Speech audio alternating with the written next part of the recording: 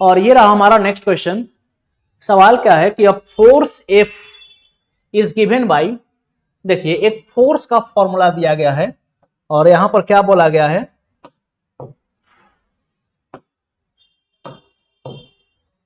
Force का formula दिया गया है F is equal to AT plus BT square, F is equal to AT plus BT square, where T is time. यहां पर T जो है आपका टाइम है।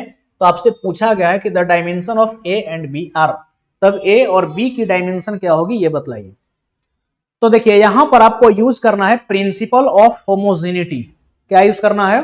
Principal of homogeneity. और हम लोग प्रिंसिपल ऑफ होमोजेनिटी में सीखे थे कि किसी भी फिजिकल क्वांटिटी के अंदर हम लाइक टर्म को ही जोड़ सकते हैं या फिर लाइक टर्म को ही घटा सकते हैं, या दूसरे शब्दों में आप ऐसे समझिए कि किसी इक्वेशन के अंदर जितने भी टर्म्स होंगे उन सारे टर्म्स की डायमेंशन सेम होनी चाहिए। ठीक है, तो अगर हम बात करें according to principle of homogeneity, अगर हम प्रिंसिपल ऑफ होमोजेनिटी की बात करें तो सबसे पहले देखिए कि क्या AT का डायमेंशन F के बराबर होगा।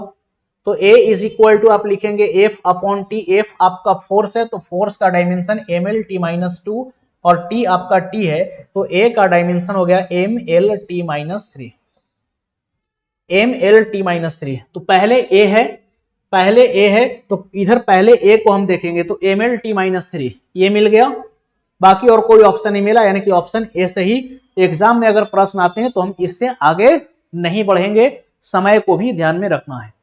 अब जो है देखिए अगर बी का निकालना है तो क्या आप ये भी लिख सकते हैं, नाउ चलिए पेन चेंज कर देते हैं, आप ये भी लिख सकते हैं नाउ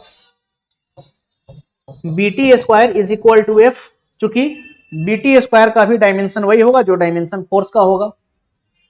चलिए फैज जी बता रहे हैं ऑप्शन ए, चलिए बिल्कुल सही है। तो यहां से B का निकालना है तो B इज इक्वल टू क्या लिखेंगे F अपॉन T स्क्वायर।